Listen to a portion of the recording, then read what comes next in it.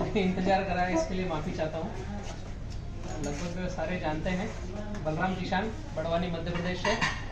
और छत्तीसगढ़ में इस तरह का मुझे माहौल मिलेगा भैया उनका जो अटेंड करने का जो यहाँ का तरीका है छत्तीसगढ़, शायद मैं कभी भूल नहीं पाऊँगा। ये मेरा चौथा राउंड है छत्तीसगढ़ में, लेकिन जब भी मैं आया जो व्यक्ति साथ में था वो 100% मेरे साथ में था। ऐसा नहीं कि कहीं काम कर रहा है और केवल फॉर्मेलिटी के लिए मेरे साथ था, ऐसा नहीं हुआ। इसके लिए बहुत बहुत धन्यवाद आप लोगों का। और हम यहाँ पर शायद चर्चा कर रहे हैं बैम्बू और केले के बारे में, ठीक है। केले में कौन कौन इंटरेस्टेड है? 1 2 3 4 5 6 7 8 9 10। बाकी बैम्बू में इंटरेस्टेड है, मतलब 50-50 है, आधा केला है आधा बैम्बू है। तो मेरे साथ भी केले के लिए तो भैया हैं सागर कोपर्डेकर जी हैं। आपका भी मैं परिचय करवा दूं। आप कोल्हापुर महाराष्ट्र से हैं और भारत सरकार का एक ICAR का एक्रीडेशन बोर्ड है जिसमें 39 देशों की सदस्यता का एक ग्रुप रहता है, जिसमें आप सदस्य हैं, जो हिंदुस्तान में कृषि विज्ञान केंद्रों को कुछ गाइडलाइन और उनको देखरेख करने का काम करते हैं। तो सीनियर, मेरे हिसाब से तो सीनियर साइंटिस्ट की तरफ से है वो, जो ऑल इंडिया के KVK को टच करते हैं R&D और इसमें एग्रीकल्चर में। दूसरा, मैंने भैया के साथ रहना सीखना क्यों पसंद किया केले में, केले वालों के लिए स्पेशल है। आप हिंदुस्तान में अगर केले को समझना चाहेंगे तो शायद भैया के अलावा मैंने किसी को समझा नहीं कि केले में कुछ और चर्चा कोई कर भी सकता है। उसका कारण है, केला हम जो बना रहे हैं हिंदुस्तान में, इसका मात्र 3% एक्सपोर्ट होता है। और मैंने ये सोचा था कि हिंदुस्तान में जो केला हो रहा है इसको 30% तक ले जाना है एक्सपोर्ट में। तो मुझे क्या करना पड़ेगा? तो मुझे नीचे का स्ट्रक्चर जो है उसको DNA को टच करना पड़ेगा। आपके यहाँ तो कहीं कहीं मैंने विजिट किया था, यहाँ पर 7x5 8x5 पे केला लग रहा है। अच्छा, छत्तीसगढ़ में कुछ जगह पर लग रहा है, लेकिन पूरे भारत में मैक्सिमम 5x5 से ऊपर नहीं गए हैं। DNA को टच करना है मतलब ग्राउंड को रिपेयर करना पड़ेगा कि हमें भारत के केले को इंटरनेशनल मार्केट में प्लेस करना है। उसी कड़ी में सीखते सीखते समझते समझते भैया का नाम आया, सागर जी का। आपने जब पढ़ाई कंप्लीट करी तो हिंदुस्तान के बाहर कुछ बड़े नाम है केले में, डोयल बनाना, चकिता बनाना, ये साइजेबल केले का बिजनेस करते हैं। जैसे फिलीपींस एक देश है, उसकी GDP केले पे चलती है। केला अगर उस देश से निकाल दे तो उसको दिक्कत आ जाएगी। तो ऐसे देशों में 20-20 हज़ार एकड़ के केले के प्लॉट रहते हैं, टापू पर केले की खेती करते हैं। तो भैया का एजुकेशन कंप्लीट हुआ तो आप डोल बनाना, आप गूगल पे डालेंगे DOLE, डोल बनाना, तो वहाँ पर 12,500 एकड़ का एक प्लॉट को भैया गाइड कर रहे थे। इनका ये शुरुआती स्टार्टअप था कि इंडिया के बाहर जो साइजेबल बनाना फार्मिंग कर रहे हैं उनको गाइडलाइन दे रहे थे। फिर इन्होंने समझा कि ये ठीक है कि हम बाहर गाइडलाइन दे रहे हैं, लेकिन फिर खुद ने हिंदुस्तान आकर के धरती एक्सपोर्ट के नाम से एक्सपोर्ट भी चालू किया और भारत के किसानों को केला फार्मिंग सिखाना भी चालू किया कि क्या बेस्ट तरीके हैं, क्या नॉर्म्स है। आज मुझे गर्व होता है कि हिंदुस्तान के सेकंड लार्जेस्ट एक्सपोर्टर है ये बनाना में, जिनके साथ मैं हूँ। ये बहुत अच्छी बात है। हम जिस व्यक्ति के साथ हैं, साइंटिस्ट, टेक्नीशियन, किसान हितैषी, ग्राउंड पर किसान के खेत में जाकर ऐसे बैठ जाएंगे जो मतलब लगेगा नहीं कि इतना बड़ा साइंटिस्ट और सेकेंड लार्जेस्ट एक्सपोर्टर किसान के खेत पे आया है। ये मुझे गर्व है कि मैं इनके साथ हूँ। तो जब मैंने इनका ज्ञान समझा, सीखा, तो मैंने रिक्वेस्ट भी करी कि मैं भी इसी दिशा में हूँ, आप इसी दिशा में जा रहे हो, तो साथ में आगे बढ़ते हैं। तो दोनों के विचार भी मैच हुए, इसलिए आज छत्तीसगढ़ में है। यहाँ के कई सारे मित्रों का भी आग्रह था। भैया ने भी केला शुरुआत किया है, अजय केला जी।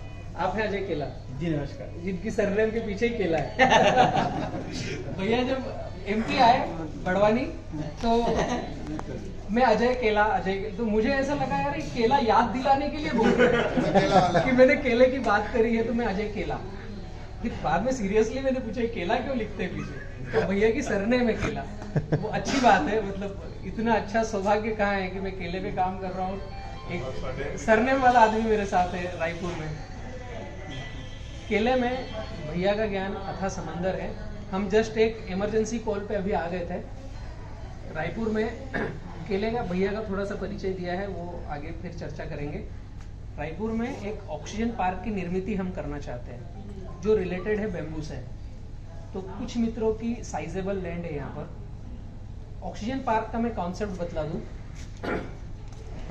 कम से कम 9 एकड़ में ऑक्सीजन पार्क बनता है, जो हिंदुस्तान का सबसे पहला बी किसान ने नाम रजिस्टर्ड लिया है। और अब ऑल इंडिया में अलग अलग जगह जहां हमें इनवाइट करते हैं या जहां हमें पोटेंशियल लगता है, हम वहां प्रपोजल देते हैं कि यहाँ ऑक्सीजन पार्क बनना चाहिए। ऑक्सीजन पार्क का मतलब है, शब्दों में समझ में आता है कि जहां हम सही से ब्रीदिंग ले पाए। उससे डीपली जाएं तो ऐसा स्थान जहां हम सही से अपना जीवन यापन कर पाए, ऐसा स्थान जहां हमारी बॉडी की जो नीड है, आवश्यकता है, वो सही से पूर्ति हो, ऐसी जगह, वो सरल शब्दों में ऑक्सीजन पार्क। अब हर किसान को हम टच करें ऑक्सीजन पार्क से, या जैसे पूरे रायपुर को या किसी गांव को या किसी शहर को, पब्लिक को टच करें तो कैसे कर पाएंगे? तो सोशल एक्टिविटी और पर्यावरण से रिलेटेड उसमें ऐसे पेड़ पौधे हों जो सबसे ज़्यादा ऑक्सीजन दें, ऐसे पेड़ पौधे हों जो वहाँ के इकोसिस्टम को डेवलप करें, कीट पतंग पक्षी प्राणी ये सब वहाँ पर ऑटोमेशन में सुचारू रूप से एक साइकिल बनाकर चले। ऐसा इन्वायरमेंट वहाँ का होना चाहिए कि हम वहाँ जाएं तो हम नेचर से कनेक्ट हो पाएं। ऐसी जगह ऑक्सीजन पार्क। सिक्के का दूसरा पहलू कि मैंने इसमें बेम्बू को 70% टचअप दिया है कि जहाँ ऑक्सीजन पार्क हो वहाँ पर कम से कम 70% बेम्बू होगा। तो बेम्बू के बाय प्रोडक्ट और उससे हमारी इनकम जनरेट हो। जहाँ हमारी इनकम टच नहीं है वहाँ हम भावनाओं से जुड़ सकते हैं, कर्म से जीवन भर जुड़ नहीं सकते। जैसे गौशाला सबसे अच्छा शब्द है। मैं अच्छा बोलने के बावजूद मैं बहुत सारी गौशालाओं से नाम से जुड़ा हूँ, जीवन पर्यंत टचअप नहीं दे पाया हूँ। वहां मेरी इनकम चालू हो गई तो मैं जीवन पर्यंत टचअप दूंगा। ऐसे ही ऑक्सीजन पार्क में हमने इनकम सेल्फ सस्टेनेबल इकोनॉमी को टच करने की कोशिश करी है कि बेम्बू लगेगा तो उसके बाय प्रोडक्ट बना करके उस स्टेशन से हम बाहर देंगे इंडिया में और इंडिया के बाहर। एक साइज से बड़ा पॉकेट हुआ तो व्हाइट कोल, सीएनजी, इथेनॉल इस टाइप के प्रोजेक्ट लगेंगे। और एक साइज या मतलब 100 एकड़ या उससे अंदर प्रोजेक्ट हुआ तो फिर पैलेट्स और आपका चारकोल, बाम्बू ब्रश, प्लास्टिक के विकल्प पल्पिंग बना करके, जैसे ये अभी बोतल है तो बाम्बू बोतल, ये ग्लास है तो डिस्पोजल बैम्बू के ग्लास। ऐसे 2000 से ज़्यादा प्रोडक्ट हैं जो हम बना सकते हैं। वर्ल्ड में सबसे महंगा बिकने वाला बैम्बू का टिश्यू पेपर आता है। एथलीट जितने भी होते हैं जो ऐसा काम करते हैं जिसमें पसीना ज़्यादा आता है, वहाँ पर फिक्स कई देशों में लाइनें लिखी हुई है कि बाम्बू का टिश्यू पेपर ही उनको साफ सुफ करने के लिए दिया जाए। उनके अंडरगारमेंट भी बैम्बू के ही होते हैं जो चर्म रोग से बचाते हैं। नेक्स्ट जनरेशन जो है वो बैम्बू पर डिपेंड रहेगी। ऐसे कई सारे डेटा बन चुके हैं। तो इसलिए ऑक्सीजन पार्क में हमने बैम्बू को लिया है। ये हुआ एक कि हमने बैम्बू लगाया तो वहाँ इकोसिस्टम डेवलप हुआ, रेन वाटर हार्वेस्टिंग हुई और उससे हम जो लगा रहे हैं उसकी इनकम जनरेट हुई। अब सिक्के का तीसरा पहलू है ऑक्सीजन पार्क में, वहाँ पर हम आयुर्वेदा, नेचुरोथेरेपी, हीलिंग, इस तरह की सारी चीज़ें उसमें रहेगी। स्पिरिचुअल, अध्यात्म से रिलेटेड, मड बाथ, इस तरह का जो भी हमारी बॉडी को सही तरीके से चलने में मदद करे वो सारी चीज़ें रहेगी। जैसे एलोपैथिक में इमरजेंसी और सर्जिकल दो चीज़ें छोड़ दें तो 98% सारा ऑक्सीजन पार्क में आपको डॉक्टर मिलेंगे जो हम प्रोवाइड कराएंगे।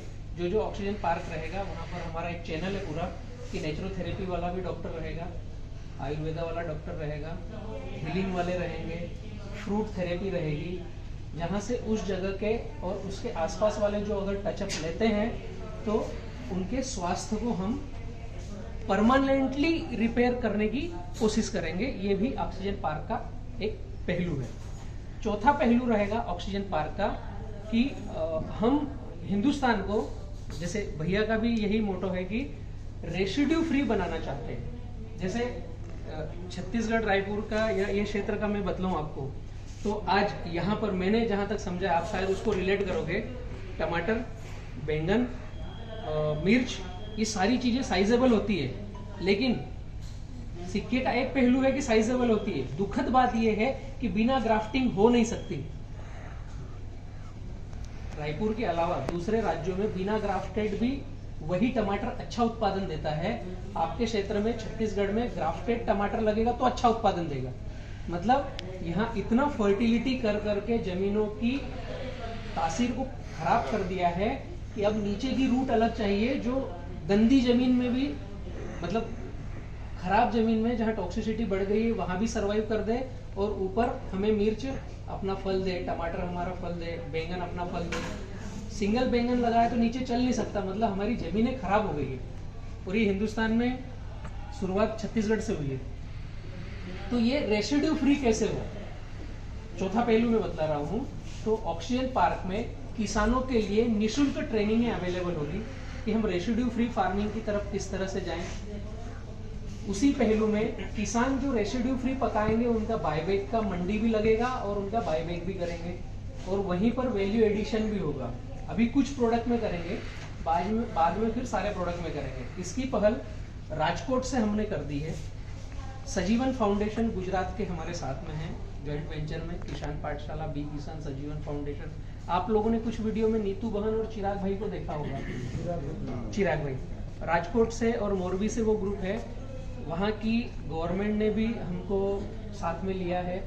पूरे गुजरात में 33 जिलों में 100 फार्मर प्रोड्यूसर कंपनियां बन रही है जो बी किसान ग्रुप बना रहा है।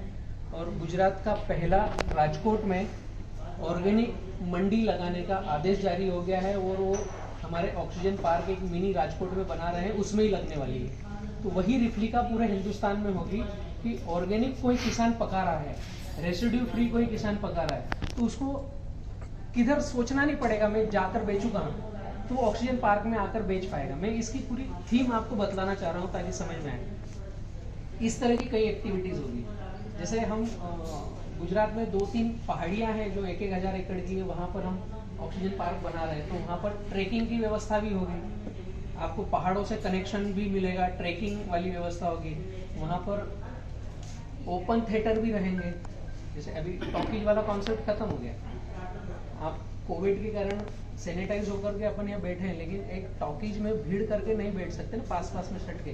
तो पूरी गाड़ी आपने लगाई, हेडफोन आपको मिल जाएगा गाड़ी में, और सामने बहुत बड़ा स्क्रीन चलेगा जो आप एंटरटेनमेंट भी वहाँ पर कर पाओगे। इस तरह की अनेक चीजें जो पब्लिक के हित में और उस क्षेत्र के हित में होगी, वो सारी की सारी ऑक्सीजन पार्क में होगी। तो एक रायपुर में और एक भैया के यहाँ कौन सा जगह है, मुंगेली। ये 2 स्टेशन मुझे तुरंत विजिट करना था ताकि हम उसका एक ग्राफ बना लें और उसको आगे एग्जीक्यूट करने के लिए आगे बढ़े। इसलिए शॉर्ट कॉल पर मैं आया था, और इत्तेफाक ये था कि सागर भैया मेरे साथ थे बड़वानी में। तो मैंने इसलिए भी आना उचित समझा कि भैया को जाना था वापस कोल्हापुर, लेकिन मैंने बोला कि आप एक दिन के लिए मेरे साथ छत्तीसगढ़ चलिए ताकि वहाँ के किसानों से आपकी डायरेक्ट मुलाकात करूँ, और आगे अगस्त में भैया से मैं समय ले सकूं 1 सप्ताह पूरा, ताकि हम आपके फील्ड पर भी जाएं। केला या केले के अलावा जो भी फसलें आपकी हो, वो बहुत कम खर्चे में कैसे रेसिड्यू फ्री अच्छी फार्मिंग हम कर सकें। और जिसमें केले में तो भैया की मास्टरी है ही, तो अगर साइजेबल हो, हम कुछ संख्या में इकट्ठा होकर के करें, तो शायद हम यहाँ से एक्सपोर्ट की परमानेंट लाइन भी लगा सकें, क्योंकि भैया का खुद का केले का एक्सपोर्ट का परमानेंट काम है। पिछले 8 साल से एक्सपोर्ट, 12 साल से हम खुद करें, 7 भैया खुद 7-8 साल से कर रहे हैं, और बाकी ज्वाइंट वेंचर में थे तो 12-13 साल की जर्नी है केले के एक्सपोर्ट की। इसलिए भैया साथ में थे तो मैंने कहा एक जस्ट तत्काल में मीटिंग हो जाए। आनंद फानंद में आप लोगों को मैसेज आया और आप इतने इकट्ठे होकर मुझे सुन रहे हो, इतना इंतजार किया, इसके लिए बहुत बहुत धन्यवाद। बेम्बू में हम छत्तीसगढ़ का डिज़ाइन एक अलग बना सकते हैं, साइजेबल जा सकते हैं। बेम्बू में अभी मेरे पास फ्रंट में 2 व्यक्ति हैं जो आप यहाँ लोकल में इनसे कनेक्ट हो सकते हैं। भैया आप अपना परिचय दे दीजिए, सबको पता चल जाएगा। मुंगेली में मेरी खेती है, वहाँ भी चालू करना। आज जो मैसेज डिस्ट्रीब्यूट हुआ था उनमें भैया का नंबर था, हाँ, तो बैम्बू से संबंधित बैम्बू का पौधा या आपके क्षेत्र में वैल्यू एडिशन करना हो, प्रोडक्ट की लाइन लगाना हो, तो हम कुछ 2-3 इंडस्ट्री में जा रहे हैं भैया के साथ में, तो आपको लोकल कनेक्टिविटी मिल जाएगी। और भैया आप भी परिचय दे दीजिए। मैं मोहन मलियानी, रहता रायपुर में हूँ। ध्रुव में खेती है और बहुत जल्द इंडस्ट्रीज आ रही है मेरी बैम्बू में। बैम्बू तो छत्तीसगढ़ को बैम्बू में कुछ अच्छा मिलने वाला है आगे। तो बैम्बू को जो सोच रहे हैं वो बड़ा सोचिए, छोटा सोचना रुकिए, बड़ा सोचिए। केवल मेड़ पे लगाने का जो सोच रहे थे अब वो पूरा खेत लगा सकते हैं छत्तीसगढ़ में। तो ये छोटी सी लाइन थी जिसके लिए मैं आया था। और आप लोगों के बैम्बू संबंधित कोई प्रश्न हो तो बताइए। बैम्बू संबंधित किसी को चर्चा करनी है? हाँ, अभी प्लांटेशन करेंगे और अनेक 2-3 इंडस्ट्री को टच कर रहे हैं। अभी प्लांटेशन भैया कर रहे हैं 100 एकड़ तक, 2021 और 22 के बीच में 100 एकड़ तक जाएंगे। उसके बाद अगर साथ में यूनिट बनती है, जैसे मुंगेली में है, तो मुंगेली के आसपास कुछ अगर 400-500 एकड़ लगता है तो बड़ी इंडस्ट्री आएगी। अभी सीएनजी माइंड में है कि सीएनजी का करना है। अगर 100 एकड़ या 100 के कम हुआ तो फिर व्हाइट कोल का करेंगे, पैलेट्स का। और 100 से 300 एकड़ के लगभग हुआ तो सीएनजी करेंगे। और अगर साइजेबल किसान जुड़ जाते हैं, 1000 से 1500 एकड़ होता है तो फिर इथेनॉल करेंगे। अभी 3 बड़ी इंडस्ट्रियां माइंड में है। फिर वो कितने एकड़ में लग जाएगा उस हिसाब से इंडस्ट्री को इनवाइट करेंगे। अगर आप खुद फार्मर एफपीसी में जुड़ करके या खुद यहाँ पर एफपीओ बना करके हम आपको सारा एक्सेस देते हैं, तो यहाँ की टीम ही खुद इंडस्ट्री डाल सकती है, उसका सारा लाइजनिंग का काम हम करवा देंगे। ऐसा भी नहीं है कि हमें किसी और पर आश्रित रहना है। एक छोटी सी बात ये भी है कि हम मिल करके 1000 एकड़ बांस लगाएं और फिर किसी थर्ड पार्टी को समझे कि ये आएगा तो ही इंडस्ट्री डलेगी, ऐसा नहीं है। एक ऑप्शन है, मेरे पास कुछ 50 लोग हैं जो अलग अलग इंडस्ट्री डालने को इंटरेस्टेड है। उन्होंने बी किसान के साथ एमओयू साइन किया है। बी किसान फार्मर प्रोड्यूसर कंपनी है। पूरे हिंदुस्तान में कहीं से भी बैम्बू का कच्चा माल मिलता है और हम इंडस्ट्री को अवेलेबल कराएं तो वो वहाँ अपनी यूनिट लगा देंगे। ये ऑलरेडी मेरे पास साइन अप है कुछ इंडस्ट्रियाँ। लेकिन आप अगर 5-10 लोग खुद ही इकट्ठा होकर के 1000 एकड़ कर रहे हैं और आप कैपेबल हो तो भारत सरकार लोन भी देती है, सब्सिडी भी देती है और एक 10 से 15% आपको धनराशि जमा करना पड़ेगा। बाकी 80 से 90% लोन मिल जाएगा, जो एकदम आसान चीजें हैं। लेकिन सिंगल आदमी चलेगा तो रुकेगा। यूनिट बन करके हम एफपीओ बना करके आगे बढ़ेंगे तो सब चीजें आसान है। तो मेरे से जितनी मदद होगी बैम्बू प्लांटेशन में, और ऑक्सीजन पार्क के लिए मिनिमम 9 एकड़, मैक्सिमम की कोई लिमिट नहीं है। ऑक्सीजन पार्क आप अगर केवल बैम्बू लगाना चाहते हो, जैसे 50 एकड़ में भैया का जैसे 50 एकड़ में बैम्बू लगाना था, तो मैंने इनको टच किया कि इसको ऑक्सीजन पार्क के तहत लगाते हैं। बांस तो उसमें भी लगेगा, लेकिन उसमें एड ऑन फीचर्स आ जाएंगे, थेरेपीज आ जाएगी, आयुर्वेदा आ जाएगा, वो सारे डॉक्टर और वो रेसिपी हम अवेलेबल कराएंगे। वो कोई आपकी प्रॉब्लम नहीं, आपकी तो खेती और आप बैम्बू लगा रहे हो। बाकी वहाँ पर एड ऑन चीजें होंगी, सब हम आपको फैकल्टीज अवेलेबल कराएंगे। और इसका विज्ञापन वर्ल्ड वाइज होगा। इंडिया में जितने ऑक्सीजन पार्क बनेंगे वो सिंगल विंडो से विज्ञापन होगा। रायपुर में एक ऑक्सीजन पार्क है तो उनका नंबर दिया जाएगा। यहाँ के आसपास वाले जिनको भी थेरेपी लगेगी, आयुर्वेदा चाहिएगा, जो भी चाहिएगा, तो वो जो बुकिंग करेंगे ऑक्सीजन पार्क में आने की, तो नियर बाय कौन सा है, तो रायपुर है तो यहीं रुक जाएंगे। उनको बड़वानी आने की आवश्यकता नहीं। बड़वानी के आसपास वाले बुकिंग करेंगे, बड़वानी के बाद इंदौर है तो बड़वानी पैक हो गया टाइम, तो इंदौर का बुकिंग उनका ऑटोमेशन में हो जाएगा।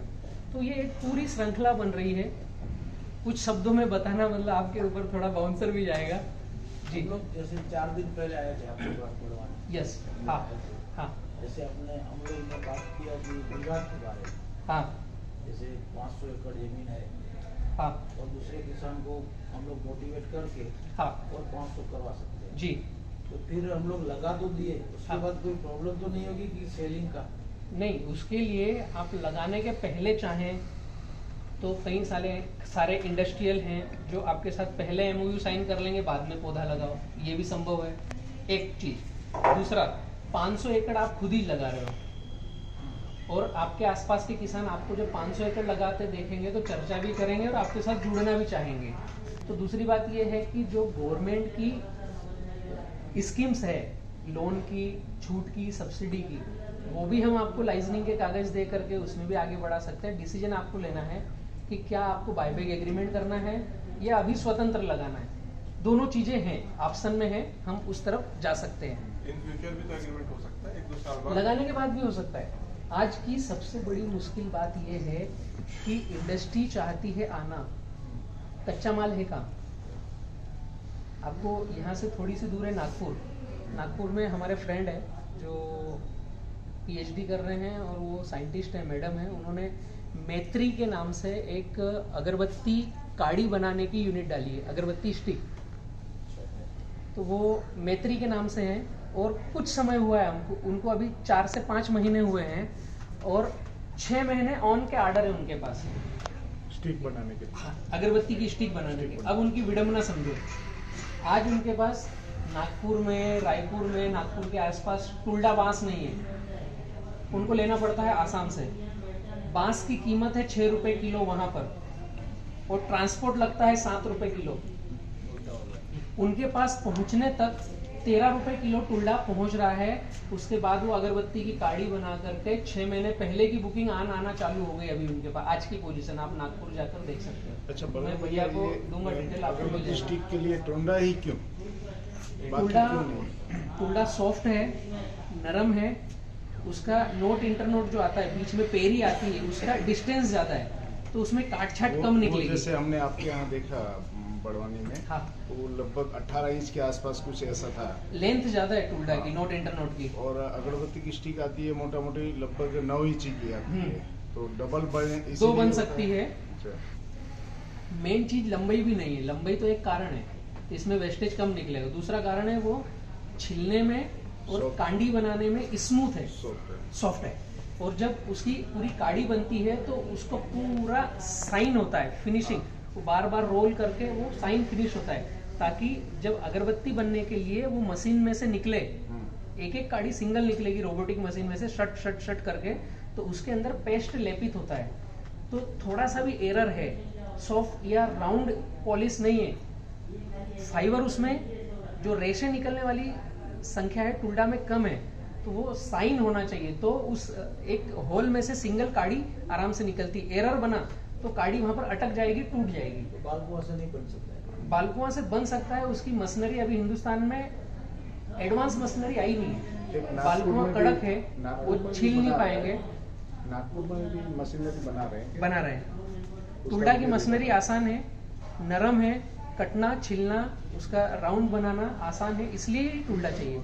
जाइजेंटियस का भी बन सकता है, एस्पर का भी बन सकता है, ये टुल्डा से फिर थोड़े कड़क होने लग जाएंगे। कैथरेंसिस का भी बन सकता है, बालकुआं उसके बाद में आएगा। बालकुआं की डेंसिटी ज्यादा है। फर्नीचर में कौन सा चलता है? फर्नीचर आपको प्लाई बनाना है चिपका हुआ, तो बालकुआं और कटंगा ये सबसे 2 अच्छे हैं। उसके बाद आपका एस्पर आ जाएगा और बाकी आ जाएंगे। कटंगा तो लगाना। कटंगा और बालकुआं दोनों की 1.2 डेंसिटी है, ये बहुत अच्छे हैं डेंस में, ताकि इनके अंदर की जो पल्पिंग है ना वो चिपका हुआ रहता है, एकदम ठोस है, सॉलिड है। पर कटंगा तो काटने में मुश्किल है, मुश्किल है। वो बहुत टेढ़ा इसलिए देखे बालकुआं, ना वहाँ गए थे। इसलिए बालकुआं। गणेश भैया चले थे हाँ। हमारे साथ। बालकुआं अर्ली भी है। हिंदुस्तान में जो 7-8 वेराइटी लॉन्च हुई है उसमें बालकुआं एक ऐसी वेराइटी है जो जल्दी कटन पे आ जाता है। अगर आपने राइजोम वाला पौधा लिया है तो तीसरे साल पहली हार्वेस्टिंग ले लोगे। ये हम लोग अब ये पूछे कि जैसे चौथे साल आएगा, हाँ, तो अंदाजन कितना कीमत? 35 टन। अगर दूसरी फसल जो आप कर रहे हो अभी, केला, पपीता, गन्ना, मक्का, मिर्च जो कर रहे हो, इस तरह से लाड़ प्यार करते हो बांस को, तो चौथे साल 35 टन पर एकड़ से उत्पादन आप लेंगे। रेट क्या मिलेगा पर केजी? अभी मार्केट में जो कंपनियां बायबैक कर रही है, जैसे सीएनजी वाले मेरे साथ कर रहे हैं, तो 2 रुपए केजी का वो एग्रीमेंट करते हैं आपके खेत पे। आप उसको काट करके एक वो थ्रेसर जैसा आता है, वो थ्रेसर हम अवेलेबल कराएंगे। उसको चिप्स बना करके थ्रेसर में डाला तो सामने चॉपिंग निकलेगा, छोटी छोटी चिप्स निकलेगी। उसको ट्राले में भरकर हमारे यूनिट पे डालते हो तो 3 रुपए किलो, मतलब 1 रुपए का आपको कटिंग और ढुलाई का देंगे। लगभग गन्ने जैसा प्रोग्राम है। 2 रुपए केजी आपके खेत से गीला बांस, मतलब वो 3 गुना महंगा हो गया। 70% मॉइस्चर है उसके अंदर। मॉइस्चर में वजन बढ़ जाएगा। हाँ, मॉइस्चर में वजन बढ़ जाएगा। 70% बाम्बू के अंदर मॉइस्चर आता है, कम से कम। तो 2 रुपए किलो मिनिमम है। और इथेनॉल का शायद मैंने कल परसों स्क्रीनशॉट भेजा था, तो जो अलीराजपुर मध्य प्रदेश में इथेनॉल यूनिट लॉन्च हुआ है, अभी वो फाइनल नहीं हुआ, गवर्नमेंट ने लॉन्च किया है, तो उनका वो रेट निकाल रहे हैं गीला, मीडियम और सूखा। तो गीले का 1.5 रुपए किलो निकाल रहे हैं, मीडियम का 2.5-3 रुपए किलो है, और सूखा जो है वो 4.5 रुपए किलो का उन्होंने रेट अभी पाइपलाइन में रखा है कि हम बायबैक करेंगे। मोटा मोटा 35 टन 2 रुपए किलो, चौथे साल 70,000 रुपये आपको मिलना है, 5वें साल 40 से 45 टन, छठे साल 50 से 55 टन, फिर सस्टेनेबल 1 एकड़ से 50 टन मिनिमम बालकुआ देता ही है। इसलिए देता है कि मध्य प्रदेश में आपके नजदीक है मंडला, रायपुर के नजदीक है, अगर जाएंगे आप तो मंडला में एक मित्र ने 100 एकड़ का बांस लगाया जिसका 7वां साल रनिंग है, और वो चारकोल बना रहे हैं। दलजीत जी नाम है उनका, वहीं पर बना रहे हैं मंडला में, वहीं पर एक्टिवेटेड चारकोल। हम लोग जाते रहते हैं एकदम हाँ। मंडला से। मैं कनेक्शन दूंगा आपको, एक विजिट कीजिए। तो 7 से 8 साल का बालकुआं कैसा होता है और 1 एकड़ में कितना निकलता है, तो मैं पिछले साल उनके खेत पे गया, क्योंकि बहुत सारे क्वेश्चन आंसर आते ना। बांस मार्केट में लगाना ही 2017 से बोलना चालू है गवर्नमेंट, और मैं बोलना चालू हुआ पिछले लॉकडाउन से 2020 से तो मैं बोलना चालू हुआ कि बांस लगाओ। मैंने समझा उसके बाद कि प्रकृति को सपोर्ट करना है तो बांस ठीक है, तो ज्यादा बड़ी R&D है नहीं, तो मैं फिर उनके खेत पे गया कि हिंदुस्तान में 100 एकड़ का बांस एक ही किसान के यहाँ है। हाँ, 100 एकड़ का बांस एक ही किसान के यहाँ है हिंदुस्तान में, एक जगह पर। बाकी ऐसे फैले हुए तो बहुत लगे, किसी के 2 भिर रहे हैं, किसी का 4 भिर रहे, लेकिन पेपर पे सही तरीके से देखें एक ही जगह पर तो 30-30 एकड़ के 3 खेत है, वो 1 किलोमीटर के अंदर, एक खेत यहाँ, 1-2 खेत छोड़कर 30 एकड़ का। वहाँ बांस को काटा, मैंने निकाला, तोल कर देखा, तो मैंने वहाँ का ये डेटा समझा कि 5वें साल का बांस था उनका, और वो 60 टन पर एकड़ का आंकड़ा बन रहा था। तो मैं किसानों को बोलता हूँ 40 से 45 टन, फिर भी मैं अंडर कंट्रोल बोलता हूँ, ज्यादा आएगा वो अच्छा। सिंचाई का साधन नहीं है। मैंने उनको बोला कि आप ये ड्रिप डाल करके इसको पानी साल भर दो तो शायद ये 60 टन से 70 टन पे जाएगा। पानी साल भर देंगे तो, पानी कम दिया तो कम पकेगा, मरेगा नहीं, रुकेगा नहीं। पानी ज्यादा दिया तो उत्पादन बढ़ता है, ये बांस की खासियत है। और गडकरी जी के अगर आप कुछ ऑडियो सुनेंगे, वीडियोस देखेंगे, तो इथेनॉल पर गडकरी जी जोर दे रहे हैं। अभी डीजल पेट्रोल में 20% इथेनॉल मिलाने की स्वीकृति मिल गई है, और 20% इथेनॉल मिलाना है मतलब कि कम से कम पूरे हिंदुस्तान में 500 इथेनॉल प्रोजेक्ट चाहिए। एक इथेनॉल प्रोजेक्ट को 1 लाख टन बैम्बू चाहिए एक साल का। जो अलीराजपुर में आ रहा है उसकी R&D, जो उसके पेपर्स और उसके डेटा बने हैं, पर डे वो 60,000 लीटर इथेनॉल बनाएगा, और पर डे उसको 7 से 8 एकड़ का बांस चाहिए एक यूनिट को।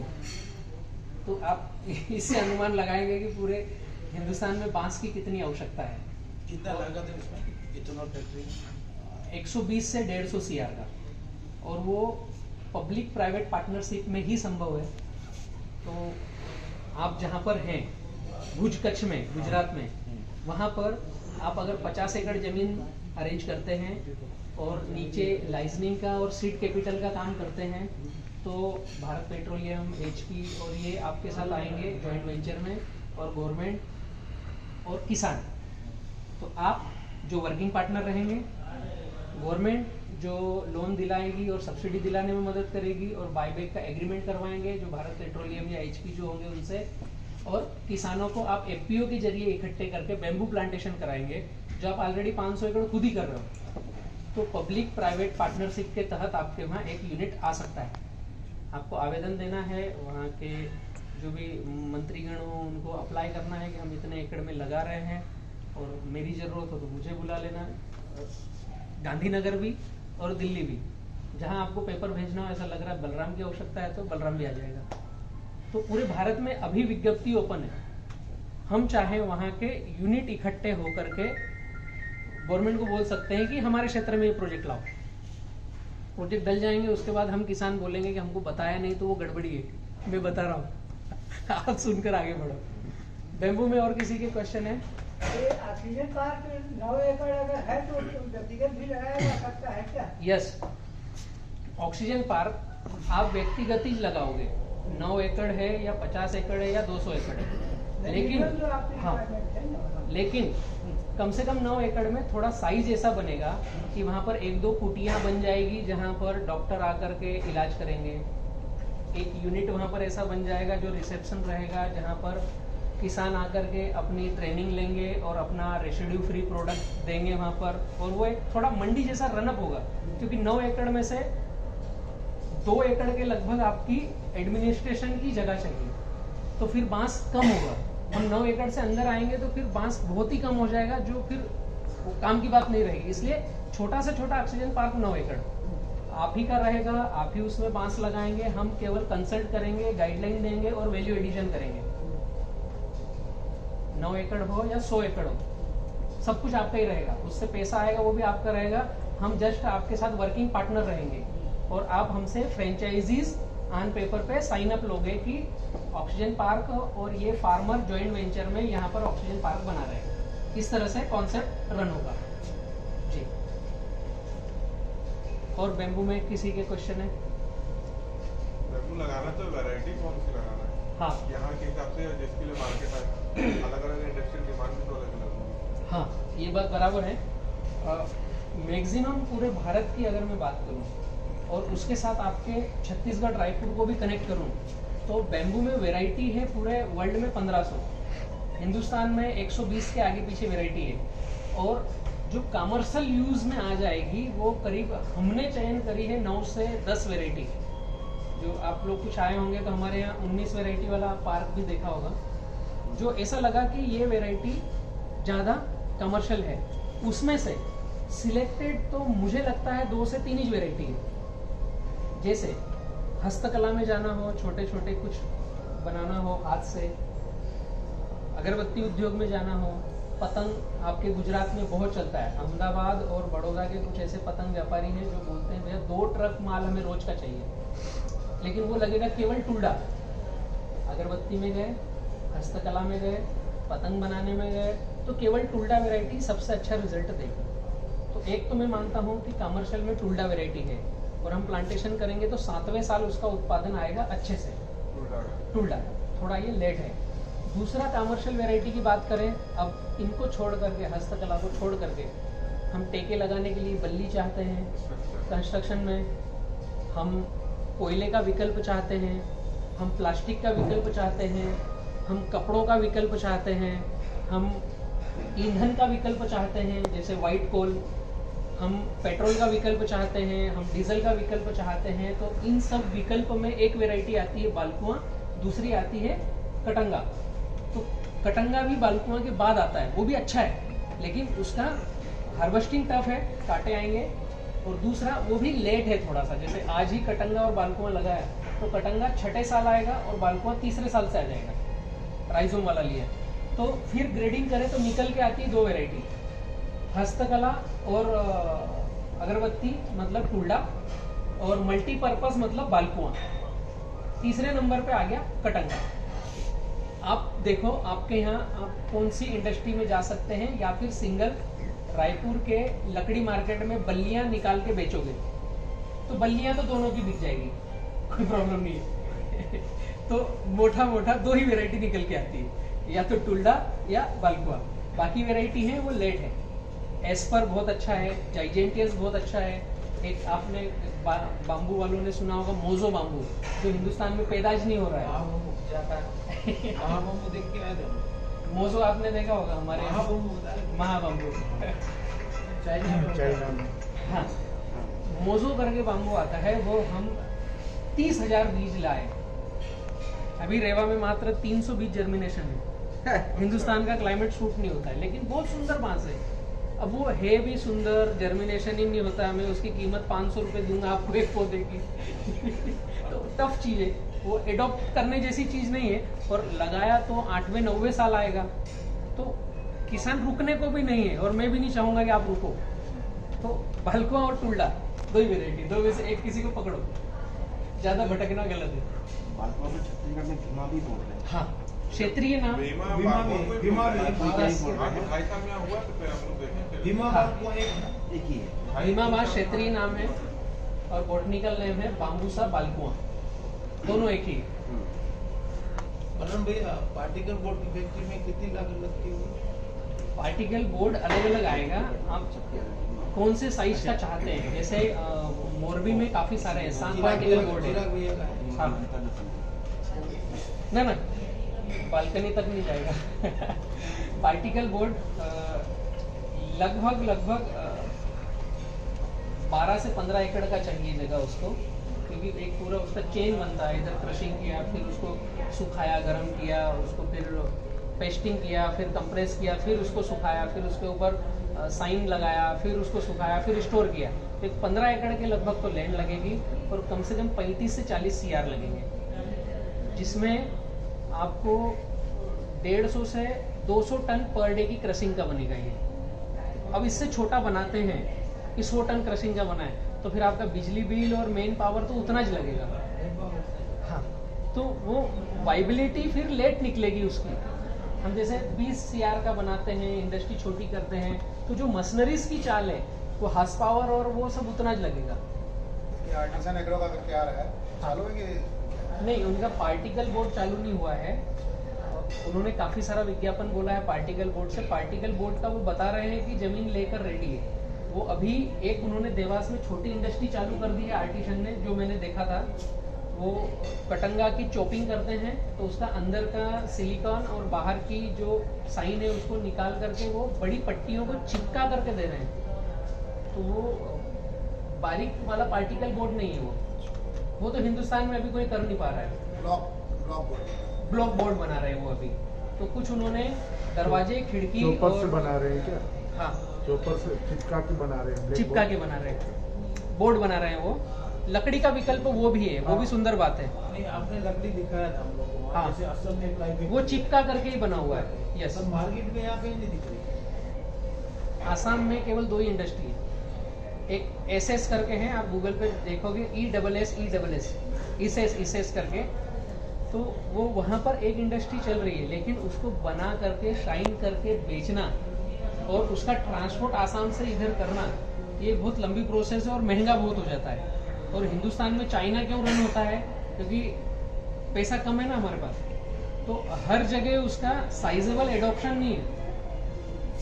पार्टिकल बोर्ड है वो सस्ता गिरेगा, बारीक बारीक चिप्स हो जाएगी, उसका बोर्ड बन जाएगा और वो बोर्ड भी सस्ता गिरेगा। उसमें सूखी, गीली, डंडी सब चल जाएगी।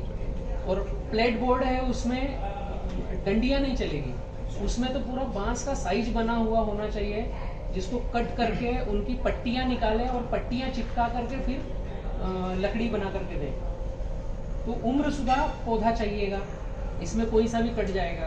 दोनों अलग अलग रास्ते हैं दोनों के।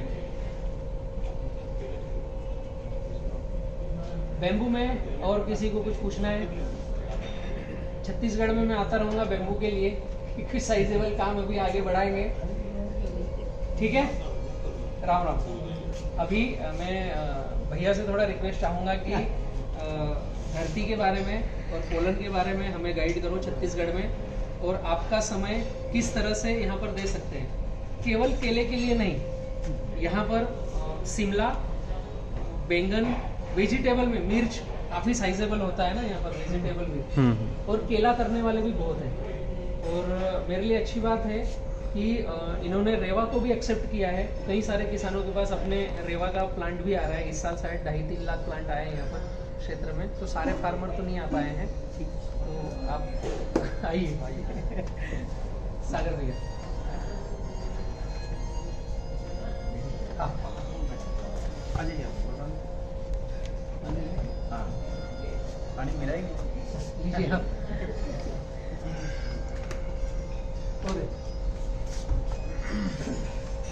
नमस्कार, मैं सागर कुपरडेकर बिलोंग करता हूँ कोल्हापुर, महाराष्ट्र से। अब तो नज़दीक है हमारे से, ज़्यादा दूर नहीं है।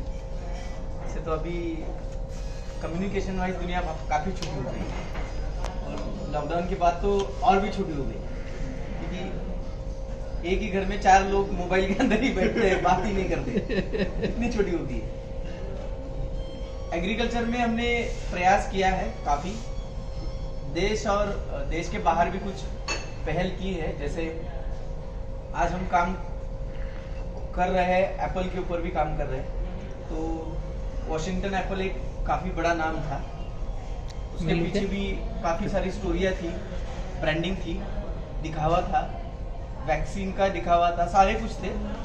ऐसे हर एक फ्रूट्स में काम करना शुरू किया और समझ में आया कि काफी दिखाऊ चीजें बिकती है, रियल में वैसी वो है नहीं। स्टोरेज की जाती है, समय को यूटिलाइज किया जाता है और समय से किसान से उठाया जाता है, लेकिन मार्केट तक बेचा नहीं जाता और बीच में समय खींच के उसका पैसा बनाया जाता है। इस गैप को काफी समय तक हमने प्रयास कर करके कम करने का ट्राई किया है। उससे भी आज इंपोर्टेड फ्रूट्स में हम 53 फ्रूट्स इंपोर्ट करते हैं, जिसमें एप्पल, कीवी, अनेक प्रकार की बेरीज है, पैशन फ्रूट भी है, काफी है। जो इंडिया में आज अपने को लगता है कि इंडिया में केला ही बिकता है, एप्पल ही बिकता है, लेकिन केला एप्पल के अलावा भी काफी कुछ बिकता है जो खाली हमें दिखता नहीं है। उसको खाने वाला वर्ग है, जैसे दिन में खाना कम खाते हैं काफी लोग हैं जो काफी बिजी रहते हैं, खूब बड़े बिजनेस लेवल पे बिजनेस करते हैं, एक्टर्स हैं, काफी समझदार लोग जो खुद को समझदार भी समझते हैं, तो वो लोग ज्यादा ही फ्रूट खाते हैं। हमारे जैसे लोगों के लिए अच्छा है कि फ्रूट खाए वो, किसानों के लिए अच्छा है, पैसा मिले। हाँ।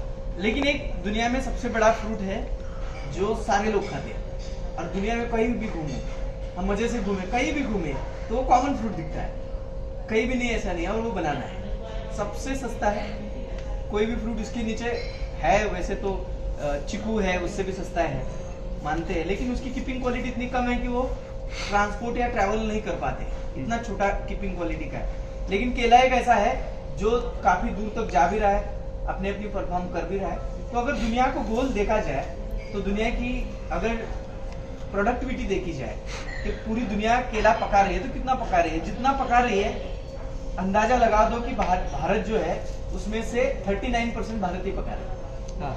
पूरे दुनिया का जो पक रहा है उसमें 39% केला खाली अकेला भारत पका रहा है, और उसमें से भी 37% अकेला केला भारत ही खा रहा है। ये भी प्रैक्टिकल चीज है। 39% केला दुनिया का जितना प्रोडक्शन है उसका 39% केला इंडिया पका रहा है, यानी ग्रो कर रहा है या प्रोड्यूस कर रहा है, और उसमें से भी 37% हम ही खा रहे हैं। तो काफी, अगर टोटली वर्ल्ड प्रोडक्शन के सामने 2% एक्सपोर्ट है, और इंडियन प्रोडक्शन के सामने आज के डेट में 13% एक्सपोर्ट हो रहा है, जो काफी कुछ समय पहले, 4 साल पहले की तक वो 3% था। हमारे जैसे छोटे छोटे लड़के इसमें आ गए हैं, अब बढ़ रहा है, उछल कूद कर रहे हैं। भैया कुछ का नया बहुत करें। बड़ा योगदान है हिंदुस्तान में केले को एक्सपोर्ट करवाने में। प्रयास किया है हमने, जैसे ईरान, इराक, मेरे जो पार्टनर है काफी मेहनत कर चुके हैं कि हर मॉल के सामने पका हुआ केला हमारा हमने बेचा है कि खाओ, हमारी टेस्ट देखो, इसेंस देखो, कि जो दुनिया से काफी है। लेकिन तो इससे पहले क्या है, इंडियन बनाना को देखते थे लोग, हिट करते थे। क्यों हिट करते थे? कि हम लोग जो है अंदर से तंदुरुस्त है, लेकिन बाहर से दिखने में इतने खूबसूरत नहीं है। ऐसे ही हमारी चीजें भी है कि दिखने में इतनी खूबसूरत नहीं है। तो इसका लफड़ा क्या था कि हम जब दुनिया में जाते थे, जैसे आदमी की एक खुद की एक साइकोलॉजी है, प्राणी की एक साइकोलॉजी है, और उस साइकोलॉजी को हम समझे तो आदमी, प्राणी हर चीज खाने से पहले वो आंख से खाता है।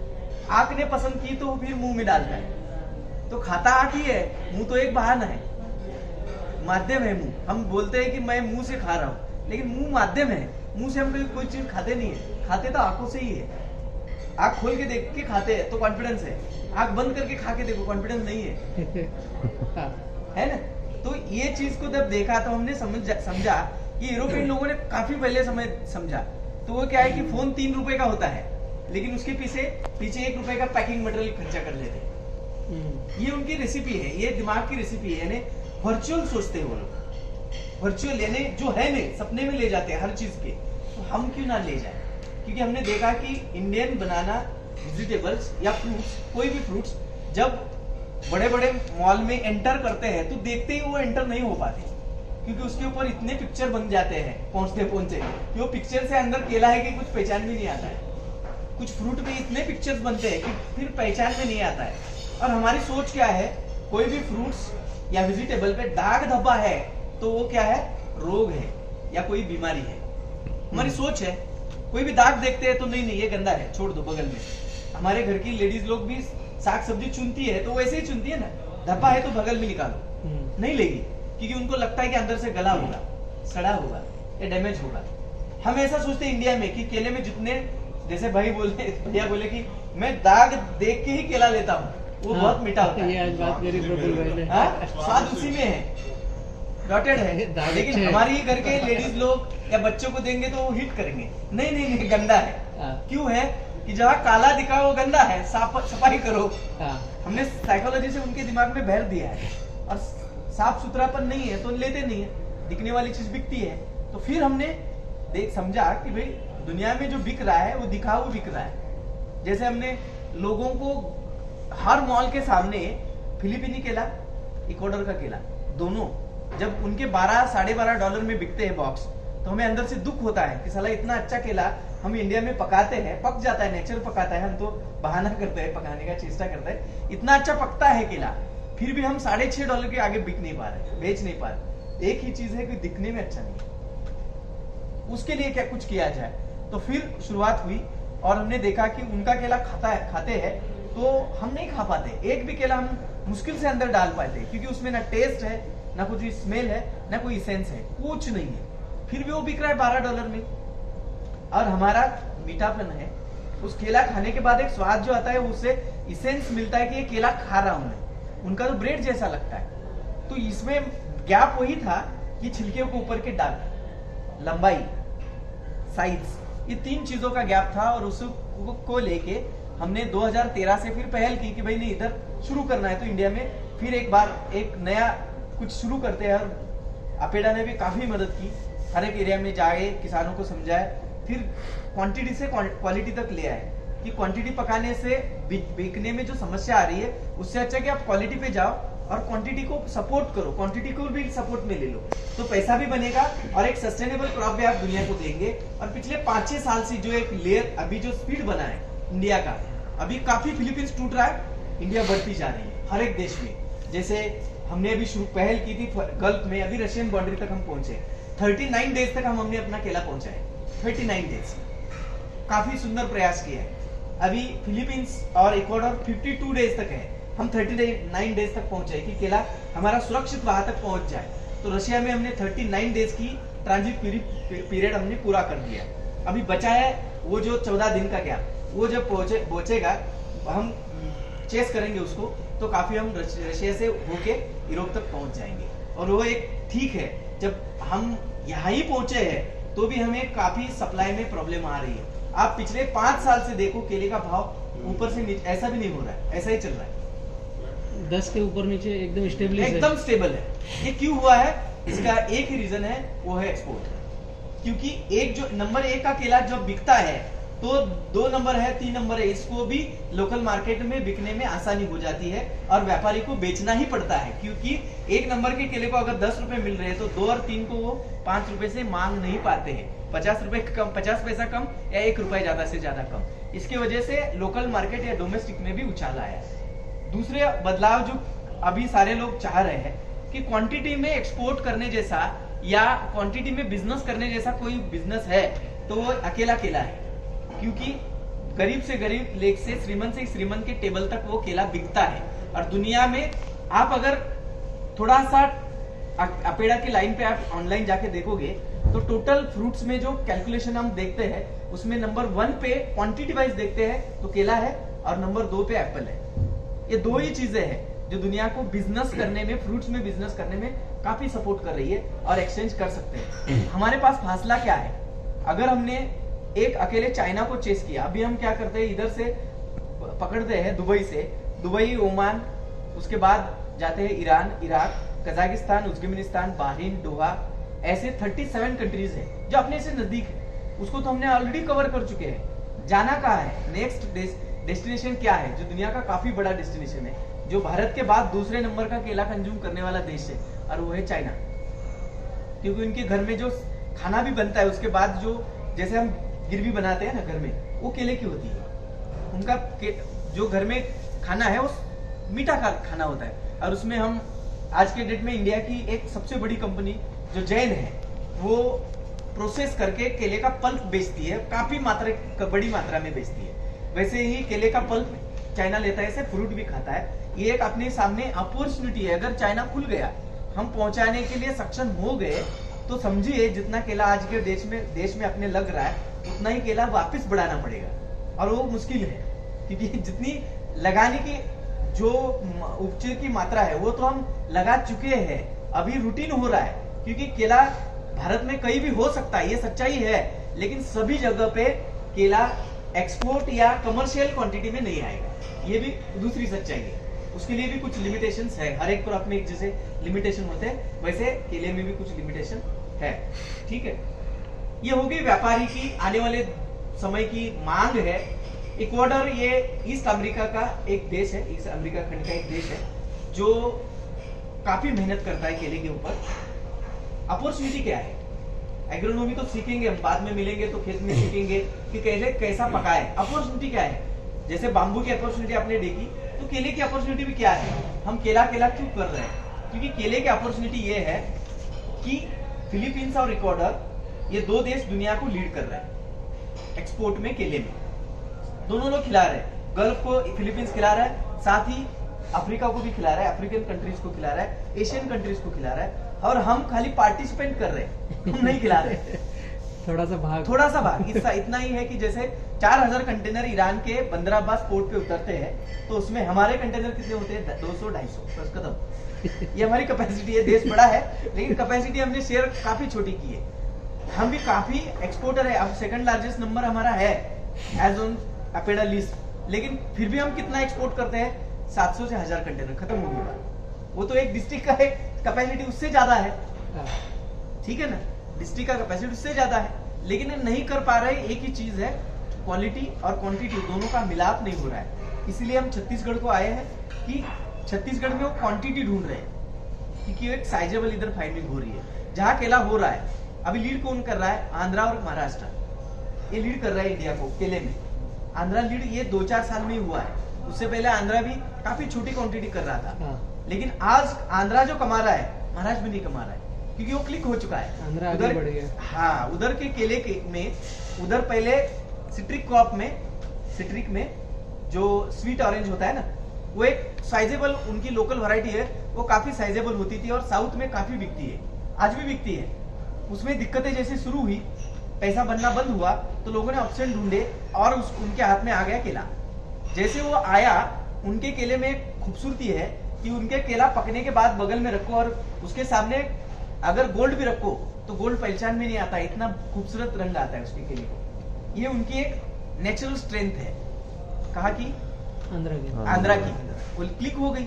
आज वो 17 से 22 रुपए में केला बेच रहे हैं और महाराष्ट्र 10 के ऊपर नहीं जा रहा है, बल्कि बंबई से एक्सपोर्ट हो रहा है। 900 किलोमीटर ट्रांसपोर्ट लगने के बावजूद भी वो 17 से 22 रुपए के भाव ले रहे हैं। 12 रुपए से भाव उनके समझ में नहीं आते। हम 12 रुपए का मिले तो खुश हो जाते हैं। 12 रुपए केजी मिले तो खुश हो जाते हैं। ये फैक्ट है। आप काफी अच्छे हैं। केले में क्या है, 3 रुपए 80 पैसे का भाव केजी का प्रोडक्शन कॉस्ट है, परफेक्ट है। अगर आपने एक्सपोर्ट करने की चेष्टा की तो 4 रुपए 20 पैसा।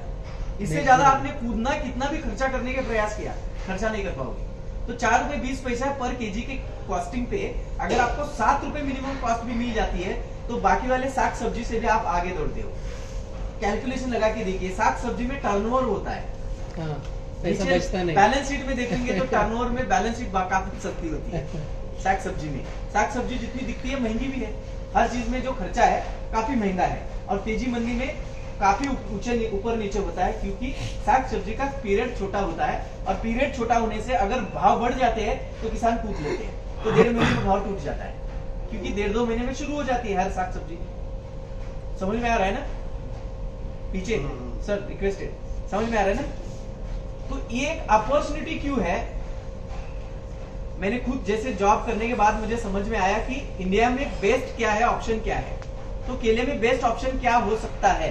तो एक साइजेबल फार्मिंग एक ऑप्शन हो सकता है। जैसे मैंने लीड किया, वहां पे 14,200 एकड़ का एक फील्ड है, जो हम नहीं कर सकते हैं। 14,200 एकड़ आज मिलना मुश्किल है इंडिया में, लेकिन वहां पे 50-50 एकड़ के भी टुकड़े मिल गए, तो भी वो उनकी टेक्नोलॉजी को हम अगर इस्तेमाल करें तो हम उनको फाइट कर सकते हैं। क्यों है?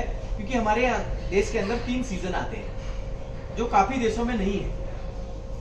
समझ में आ रहा है? इसकी वजह से हर एक चीज में हमारे टेस्ट भी है, यानी उसको बोलते हैं रंग, टेस्ट यानी चव, रंग है, कलर भी है, वजन भी है ना, और आकार भी है, दिखने में भी खूबसूरत है। सारी चीजों में हम बेस्ट है। क्यों है?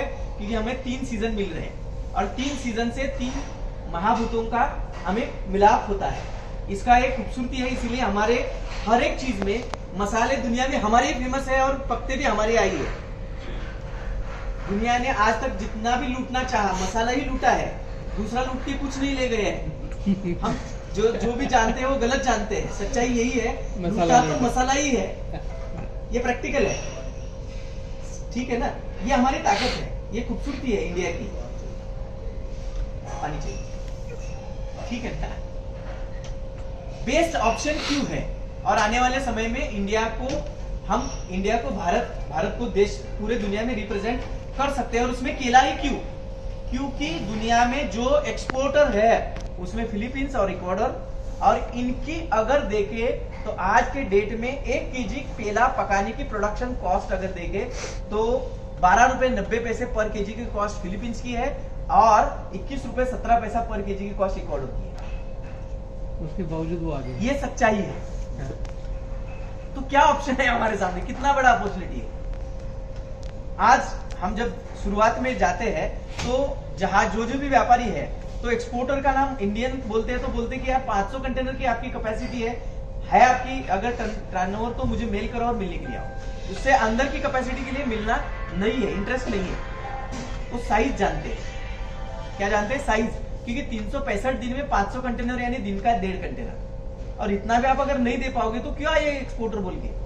और हमारे यहाँ सबसे बड़ा लार्जेस्ट एक्सपोर्टर है आधार कार्ड। तो 2 व्यापारी की भी जो पूर्ति है वो हम नहीं कर पा रहे।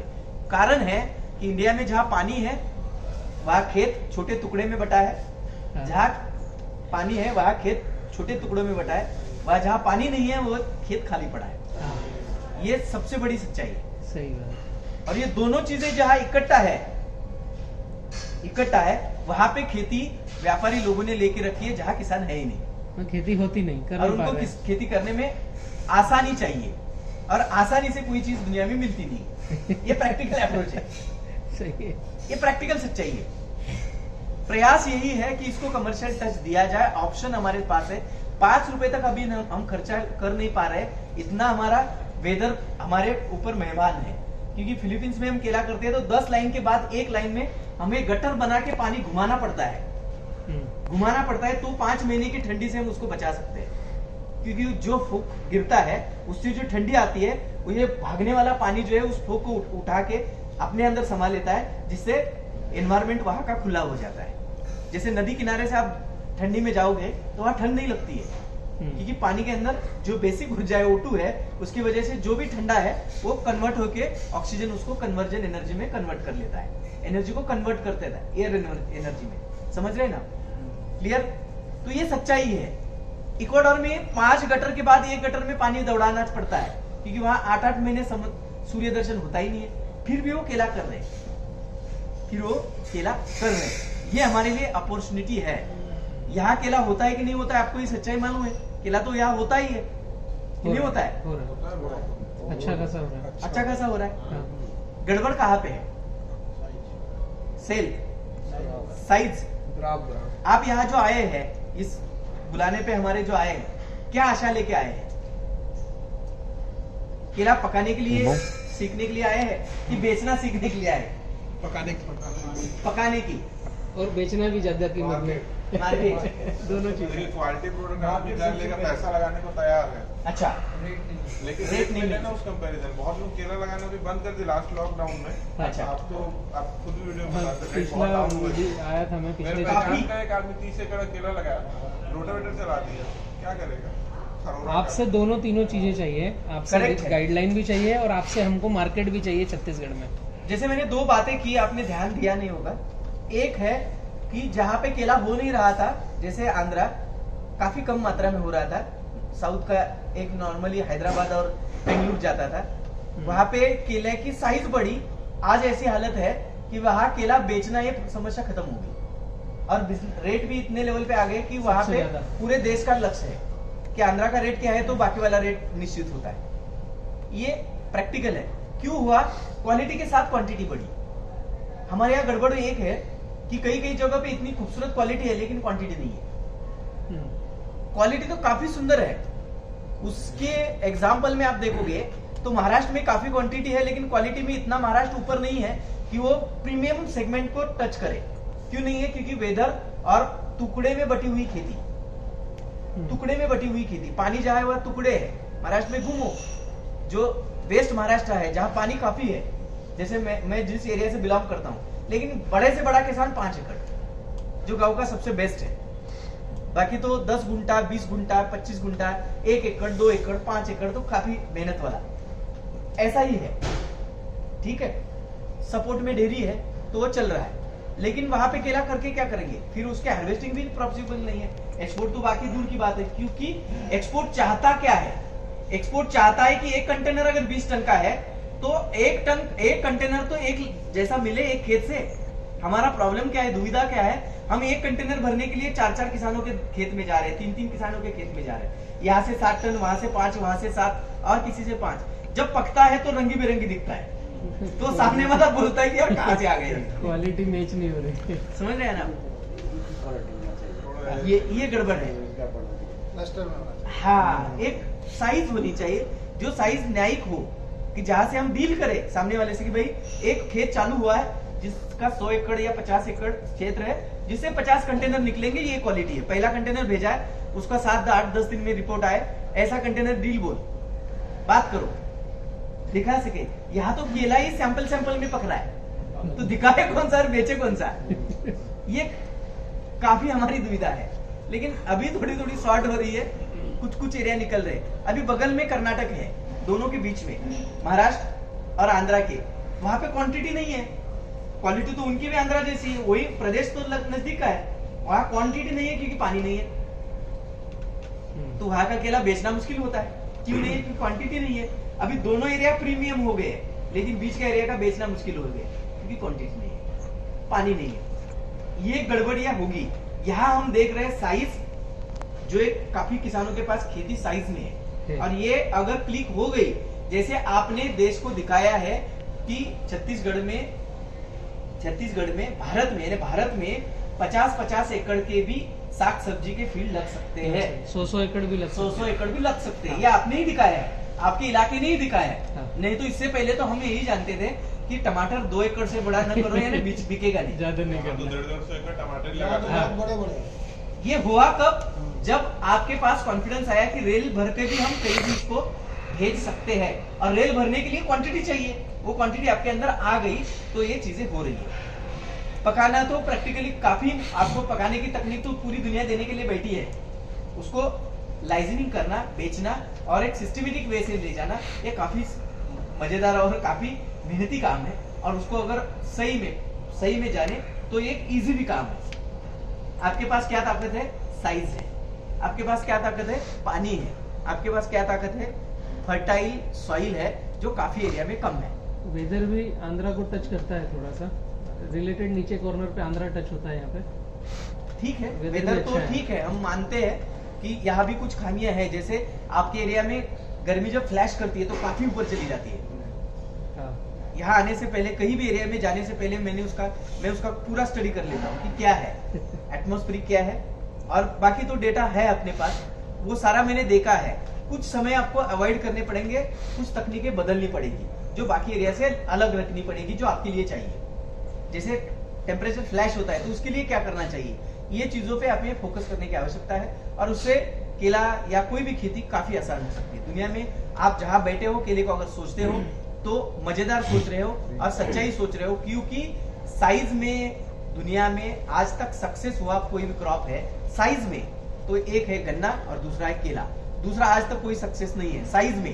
कितने भी साइज में जा कितने सकते में हैं। साइज में जाओ, 100 एकड़ के बाद तो सारा फेल हो जाता है। हाँ, हमने पूरा बेरीज लगा के देखा है, टुकड़ों में ही बटा है, अंगूर लगा के देखा है, ये अनार लगा के देखा है, टुकड़ों में ही बटा है। बाकी तो चीजें तो साइज में जाने लायक है ही नहीं। वो बट ही जाती है, खत्म हो ही जाती है या गड़बड़ी हो ही जाती है। साग सब्जी में आप जाओ तो उसमें अभी तो प्रैक्टिकली इतने प्रॉब्लम आ चुके हैं कि आप तो जा नहीं रहे, अगल बगल में आवाजें आने चालू हो गई है कि अभी छोड़ देता हूँ सब, क्योंकि जो किसान है वो थक चुके हैं। क्यों थक चुके हैं कि खर्चा और उत्पादन सामने सामने हो रहा है। पकना तो बंद नहीं हुआ है, आप तो उपचार ढूंढ रहे, उपाय ढूंढ रहे, लेकिन खर्चा और उत्पादन रेट आउटपुट सामने सामने हो रहा है। क्यों है? समय है ना आपके पास? क्यों है? क्योंकि जो भी हाइब्रिड सीड आती है, हाइब्रिड वाली चीज आती है, पपाया हो या सारे साग सब्जी हो, पैडी हो, कोई भी चीज हो जिसमें हाइब्रिड लग गया, हाइब्रिड समझ में आया ना? ब्रीड हाई यानी हायर क्वालिटी, हायर प्रोडक्टिविटी, समझ में आ रहा है? ऐसी चीजों को हमने ब्रीड करा यानी क्रॉस करके दो अलग अलग गुण तत्वों को इकट्ठा करके एक नई वैरायटी को पैदा किया। समझ रहे हैं ना? ऐसी जो हमारे स्वार्थ हेतु है या हमारे काम की है, ऐसी वैरायटी को हमने पैदा किया। लेकिन उसका गड़बड़ ऐसा हुआ कि जब साइंस आगे बढ़ता गया, साइंस का फायदा है, हर चीज का फायदा है तो नुकसान भी है ना? एसी में ठंडक है तो हमारी इम्यूनिटी भी ड्रॉप कर रहा है, वो दूसरा नुकसान भी है। आराम है तो हराम भी है, क्योंकि वो जिंदगी लाइफ कम भी कर रहा है, क्योंकि इम्यूनिटी ड्रॉप कर रही है। तो ऐसे हाइब्रिड से नुकसान हुआ। ऐसा हुआ शुरू में हाइब्रिड था कुछ, उसके बाद कंपनियों को समझ में आया कि बाकी वाली कंपनियां कंपटीशन में आ रही है, और फिर वो कंपनियां अपने ही सीड लेके उसमें चेंजेस करके नई नई वैरायटियां बना रही है। तो कंपनियों ने अपने स्वार्थ हेतु उनमें से मेल को स्टेरॉइड कर दिया। क्या कर दिया? स्टेरॉइड कर दिया। इससे कि आप सीड पकड़ के नया वापिस पौधा नहीं लगा सकते। समझ में आ रहा है ना? यानी हाइब्रिड सीड का सीड पकड़ा और फिर उसका सीड जर्मिनेट हुआ तो उसमें फ्लावर फ्रूट नहीं आते। क्यों नहीं? क्योंकि उसके अंदर का मेल जो है उसने कंपनी ने उसको क्या कर दिया, पहले से ही स्टेरॉइड कर दिया है। यानी वो एक दफा प्रोडक्शन दे उसके बाद काम ना करे, इस लेवल पे लाके उसको छोड़ दिया है। समझ में आया? तो इससे क्या हुआ, एक कंपनी की अगर एक वैरायटी आई तो उसकी वो मोनोपोली बनना शुरू हो गई, क्योंकि वो लेके दूसरी कंपनी उसके अंदर कोई जेनेटिकल करेक्शन नहीं कर पाए। लेकिन इसका नुकसान भी हुआ जो प्रकृति के काफी घातक है प्रकृति में। क्यों है? क्योंकि कोई भी वैरायटी जब जेनेटिकली एनवायरमेंट बदलाव हो रहा है ना, तो उससे बचने के लिए अपने आप में शरीर में क्या करती है, जेनेटिकली मॉडिफाई करती है, जेनेटिकली खुद को मॉडिफाई करती है और उस एनवायरमेंट में खुद को प्रस्तापित करने की चेष्टा करती है। जैसे आप यहाँ से फ्लाई करके जम्मू कश्मीर जाओगे तो वहां जाने के बाद ठंडी से बचने के लिए अपना शरीर अपने आप अपने शरीर आपको आपके अंदर की एनर्जी को, सेल वॉल को या स्किन को बदलाव करके ठंडी के सामने तैयार करेगा। ये होता है जेनेटिकल करेक्शन या जेनेटिकल मॉडिफिकेशन। वातावरण बदल गया, वैरायटी में बदलाव आने शुरू हो जाते हैं, अपने आप में शरीर में बदलाव आने शुरू हो जाते हैं। हर एक प्राणी, हर एक वनस्पति, इन सारों में बदलाव आने शुरू होते हैं। ये क्या चीज है? इसको बोलते हैं जेनेटिकल करेक्शन। क्यों हुआ? क्योंकि जो वातावरण बदला है इसके सामने हम खड़े रहे, इसके सामने हम जिंदा रहे, इसके सामने हम चलते रहे। लेकिन मेल स्टेरॉइड करने की वजह से जेनेटिकल करेक्शन ही बंद हुआ है। तो ये जो हाइब्रिड वैरायटियां बनी उसमें लग गया F1। क्या लगा? F1, जो कि जीन स्टेरॉइड है। समझ में आ रहा है? अभी इसके बाद तो जेनेटिकल करेक्शन हो नहीं रहा है। इसका नुकसान ये हुआ, एनवायरमेंट बदलते गए लेकिन इसके बॉडी में बदलाव आए ही नहीं, तो वो बैठे पीछे, वातावरण तो गया आगे, और इसकी वजह से गड़बड़ियां हुई। इसके बॉडी के अंदर डिसऑर्डर आए, डिसऑर्डर के बाद डिसीज बने, डिसीज में वायरल आया, फंगल आया, बैक्टीरियल भी आए। सारे डिसीज इतने काफी लेवल पे बढ़े कि एक वैरायटी अभी 3 साल चलना मुश्किल हो गई है एक एरिया में।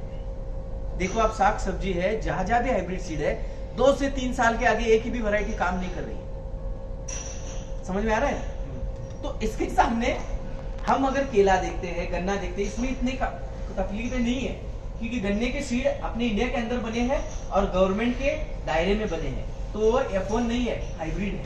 इसमें जेनेटिकल करेक्शन है, इसमें जेनेटिकल करेक्शन है, कोई मतलब में उसका रिसर्च सेंटर है। ठीक है?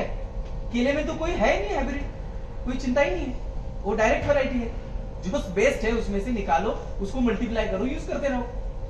इसीलिए उसको क्वांटिटी में फैलाना प्रैक्टिकली पॉसिबल है, और वेदर उसको, एनवायरमेंट, नेचर उसको सपोर्ट कर रहा है। लेकिन बाकी वाली चीजों में जहां हाइब्रिड आ गया, वहां आपको एक साइज के आगे, एक समय के आगे जाना मुश्किल नहीं, नामुमकिन है। जैसे जहां ये गड़बड़ियां होती है कि यहाँ अगर आपने साग सब्जियां लगाई, इसमें डिसऑर्डर आए, इसमें वायरल इन्फेक्शन बना, तो जो सकिंग पेस्ट है, च्यूइंग पेस्ट है, ये इसको लेके, इसके सेल को लेके, जैसे वायरस अभी जो कोरोना के लिए हम मास्क लगा रहे हैं, ऐसे ही सेल को लेके वो क्या जाते हैं, अगल बगल के पेड़ पौधों में जाते हैं, वहां उसको होस्ट कर लेते हैं। जब आप वापिस नई फसल लगाते हो तो फिर वो आपको जो चूसिया है उसको लेके उस पेड़ पौधों से फिर आपके खेत में आ जाती है, और फिर पहले ही प्राइमरी स्टेज में लगाने के महीने में, 1.5 महीने में उसमें वायरल इन्फेक्शन इतने लेवल पे बढ़ने शुरू हो चुके हैं कि फिर उससे प्रोडक्शन लेना मुश्किल हो चुका है। ये आज की सच्चाई है, ये प्रैक्टिकल सच्चाई है ना। तो ये सारी चीजों को देख के हमें समझना है। अगर आप साग सब्जी लगाना चाहते हो तो भारत में और एक गड़बड़ी है, सब्जेक्ट से बाहर बोल रहा हूं लेकिन आपको समझना है इसीलिए बोल रहा हूं। जी जी ठीक है ना। भारत में और एक सब जरूरत है जो चीज की, खेती करना है आपको, खेती करना है तो पूरी दुनिया को देख लो, दूर से देखो, एकदम ऊपर से हेलीकॉप्टर व्यू से देखो, दुनिया में वही देश सस्टेन हुए हैं और लंबे समय की डेवलपमेंट कर चुके हैं एग्रीकल्चर में, जिन लोगों ने टेक्नोलॉजी फर्स्ट, साइंस सेकंड रखा है। मैंने क्या बोला? टेक्नोलॉजी फर्स्ट, साइंस सेकंड रखा है, और हमारा उल्टा है, हमने साइंस फर्स्ट रखा है हमारी हेल्थ में भी, और एग्रीकल्चर की हेल्थ में भी, एनिमल हेल्थ में भी, और टेक्नोलॉजी नेक्स्ट रखा है। वो लोग क्या करते हैं, हमारे लोग भी पहले यही करते थे। करते क्या है, सकिंग पेस्ट आ रहे हैं, इसको आना नहीं है तो पहले कोई भी साग सब्जी लगाने से पहले अपने खेत के बाहर एक नेट लगा देंगे, जिससे कि सकिंग पेस्ट अपने खेत में आए नहीं और हमारे यहाँ बने हुए बाहर जाए नहीं, जिससे कि वायरल फंगल डिसीज का फैलाव, उसमें से वायरल का फैलाव जो है वो अपने खेत से बाहर जाएगा भी नहीं, तो अगले समय बाहर से कोई अंदर आएगा भी नहीं। वो करने से अच्छा हमारे लोग क्या करते हैं, ये सकिंग पेस्ट के ऊपर 50 स्प्रे करते रहेंगे। ये दवाई से नहीं मरा तो दूसरी दवाई, दूसरी दवाई से नहीं मरा तो तीसरी दवाई, तीसरे से नहीं मारा तो चौथी दवाई। ये दवाई मार मार के थक जाएंगे। फिर उसमें इतना पॉइजन टॉक्सिसिटी आता है, रेसिड्यू आता है कि खाने वाला भी जिंदगी में अपनी लाइफ 10-15 साल से घटा रहा है। समझ में आ रही बातें? ये प्रैक्टिकल अप्रोच है, इसीलिए टेक्नोलॉजी को फर्स्ट। अभी देखिए इसराइल क्या कर रहा है, कोई भी साग सब्जी लगानी है, कोई भी फील्ड लगाना है तो उसकी बेस्ट टेक्नोलॉजी पहले खोजेगा, फिर साइंस को देख लेगा बाद में। इसीलिए वो पूरी दुनिया में रेसिड्यू फ्री फूड बेच रहा है। हमारे यहाँ से वेजिटेबल यूरोप लेता ही नहीं है। क्यों नहीं लेता है? अभी आज के डेट में इंडिया में जो भी वेजिटेबल प्रोड्यूस हो रही है उसमें बिना रेसिड्यू का वेजिटेबल मिलना तो मुश्किल नहीं, नामुमकिन है। जी बराबर है ना। केला ही आज के डेट में खाली हम देख रहे हैं फ्रूट्स मिल रहे हैं, उसमें भी कुछ फ्रूट्स है, कुछ जिसमें केला नंबर 1 पे है। क्यों है? क्योंकि इसमें दवाई का छिड़काव ना के बराबर है आज तक, यही इसका कारण है। बाकी तो सब कुछ छिड़काव के बिना खेती हो नहीं रही है। लेकिन वो लोग रेसिड्यू कैसे बेच सकते हैं और कैसे बेच रहे हैं, तो उन्होंने टेक्नोलॉजी को अपनाया है। पहले टेक्नोलॉजी फर्स्ट, साइंस सेकंड। हम क्या करते हैं, बीमारी आई दवाई ढूंढते हैं, लेकिन बीमारी आई क्यों भाई, वो तो ढूंढो पहले, डायग्नोस तो करो, है ना। सच है ना। उसके साथ जा नहीं रहे, यहाँ पे काफी गड़बड़ी है। हर चीज को सोचना है कि इसका कारण क्या था, क्यों आई। दुकानदार तो बैठा है बेचने के लिए, बीमारी आई, हाँ ये ठीक है, ये लगा के देखो, इससे नहीं हुआ तो ये लगा के देखो। अरे ये करके तो सामने जितनी मेहनत है सामने हो रही है, खर्चा और फसल बराबर हो गई। करेक्ट है। केले में आपको साइजेबल में आगे बढ़ाना है और सस्ते में बेस्ट एक्सपोर्ट करना है, तो 5 चीजों में बदलाव की आवश्यकता है जो भारत में अनिवार्य है। एक केला, मैं ज्यादा समय नहीं लूंगा, जब मिलेंगे आगे हम तो काफी साइंटिफिकली जो भी चीजें हैं, जो लोकल चीजों में कम से कम खर्चे में कैसे खेती की जा सकती है, इसके लिए जो साइंस और टेक्नोलॉजी को मिलाप करके आगे बढ़ेंगे। ठीक है ना। तो केले के बिहेवियर यानी फिजिकल अपीयरेंस यानी उसकी फिजियोलॉजी को देखेंगे तो हम समझे कि जितने भी 18 साल में हमने आगे कूद पीछे कूद जो कुछ किए है इसके साथ, केले के साथ, उसमें एक समझने वाली 5-6 चीजें हैं। उसको अगर ध्यान देखेंगे तो पहले दिन जिसने केला खाने तक ही देखा है वो भी कल ग्रोअर हो सकता है और काफी अच्छा ग्रोअर हो सकता है। उसके लिए क्या 5-6 चीजें हैं, उसमें सबसे पहली चीज है कि केला बेड़ के बिना ना लगाए। केले के अगर फसल आपको लगानी है तो बेड़ के ऊपर ही केला लगाना चाहिए। दूसरी चीज है कि डबल लैटरल ड्रिप इरिगेशन और डबल लैटरल के अलावा केला ना लगाए। ये दूसरा सक्सेस स्टोरी का सबसे, क्योंकि अब हमने अभी काफी समय से उथल पुथल कर करके एक फाइनल स्टोरी बनी है, तो अभी फिर आप उथल पुथल मत करिए। जो फाइनल है उसके आगे ही बढ़िए, फिर पीछे वाली चीजों को भूल जाइए। जहां सक्सेस है वहां से आगे, ठीक है ना? समझ में आ रहा है? वैक्सीन लगाइए कोविड के सामने, कोविड होने तो बाद में देखेंगे, ऐसा नहीं गलत हो जाएगा। जिसने देखा है ना उसका एक्सपीरियंस लीजिए, फ्री में है। करेक्ट है, ये दूसरी चीज है। तीसरी चीज है कि इसका रीजन क्या है, कारण क्या है। जब हम अगले टाइम समय लेकर मिलेंगे तो एक एक मुद्दे पे बात भी करेंगे। फसलें कम से कम पैसे में कैसे पकाई जाए, और केला स्पेशली, सब्जी कोई भी हो, एग्रीकल्चर कोई भी चीज आप हमसे कनेक्ट होके पूछ सकते हैं। ऐसा कुछ नहीं कि बाम्बू भी हम बेस्ट पकाना सिखाएंगे, उसमें कोई चिंता नहीं। और बेस्ट से बेस्ट जो कुछ वेस्टेज है, बायोलॉजिकल क्या है, बोटेनिकल क्या है, केमिकल क्या है, मिनरल क्या है, इन चीजों का मिलाप क्या है, और इससे रिक्वायरमेंट न्यूट्रिशन वैल्यू क्या है, इन सारी चीजों से हम अगर जाएंगे तो काफी फायदे हमें मिल सकते हैं कम से कम खर्चे में। तीसरी चीज में बदलाव की आवश्यकता है कि गठान से पहले लगाते लोग, अभी तो यहाँ नया नया केला है, कुछ समय से शुरू हुआ है, कहाँ पे जुना है, लेकिन वहां पे बदलाव की आवश्यकता है। वो टिश्यू से ही लगाए, क्योंकि टिश्यू का केला जो बनता है, एक अगर गांठ हमने ले ली तो उससे हजारों पौधे बनते हैं, समझने वाली बात है। तो उस हजारों पौधों में एक ही गांठ के गुणसूत्र आते हैं, तो आपका केला हार्वेस्टिंग एक ही साथ आता है। तो व्यापार, बिजनेस और जो इंटर कल्टीवेशन, जो भी फर्टिलाइजर मैनेजमेंट, वाटर मैनेजमेंट से नेक्स्ट क्रॉप, सेकंड क्रॉप की मैनेजमेंट, सारी चीजें मैनेजमेंट में आसान होती है। और 1000 पौधों के पीछे 995 पौधे की कटिंग हो जाती है। अगर गठान लगाएंगे तो उसकी उम्र पता नहीं चलती है, साइज देख के हम लगाते हैं तो केला काफी आगे पीछे होके 70 से 80% यानी 700 से 800 पौधे 1000 के पीछे कटते हैं। बाकी 200 से 250 फिर हम बोर होके उसको ऐसा ही बिना फ्रूट काट लेते हैं, क्योंकि वो फिर 3-3, 4-4 महीना लेट हो जाते हैं। समझ में आ रही ना? ये 3 चीजें हुई। चौथी चीज बदलाव करने की आवश्यकता क्या है कि केले को पहले समझो कि केले की बिहेवियर, ग्रोथ बिहेवियर क्या है। ग्रोथ बिहेवियर यानी वो बढ़ता है किस चीज पे बढ़ता है, एनवायरमेंट पे, कौन से एनवायरमेंट में फेवरेबल एनवायरमेंट क्या है, न्यूट्रिशन में, तो न्यूट्रिशन में बेस्ट न्यूट्रिशन क्या है, बैलेंस न्यूट्रिशन क्या है, और सपोर्टिव न्यूट्रिएंट्स क्या है। 3 चीजें होती है। साइंस सिंपल है, टेक्नोलॉजी भी सिंपल है। समझने की चेष्टा करो, थोड़ा सा समय निकालो, इसको एक दफा पेपर पे लेके अगर समझे तो फिर जिंदगी भर आपको हर क्रॉप आसान हो जाता है। फिर अगर गलती से कुछ ट्रायल एरर में हम फंस गए तो फिर ये करा के देखो, वो करा के देखो, फिर पैसा बिगड़ेगा, फिर आप खेती छोड़ देंगे, फिर जहां से आए हैं वहां ही लौट जाएंगे। जो चीज छोड़ के यहाँ आए वहां ही चले जाएंगे, फिर एक फार्म हाउस बनेगा, इतना ही काफी है, उससे आगे कुछ नहीं बनेगा। ठीक है। पांचवी चीज है केला। ये जो एक चीज है, जैसे मैंने बताया आपको, एक न्यूट्रिशन जिसमें 3 प्रकार के न्यूट्रिशन वैल्यू की चीज है, टेक्नोलॉजी, बिहेवियर, ये 4 चीजों के बाद 5वीं चीज क्या आती है कि जो बदलाव अपने केले में करने की आवश्यकता है। 5वीं चीज जो सही में केला 100 सक्सेस की तरफ हमें ले जाती है, वो क्या है?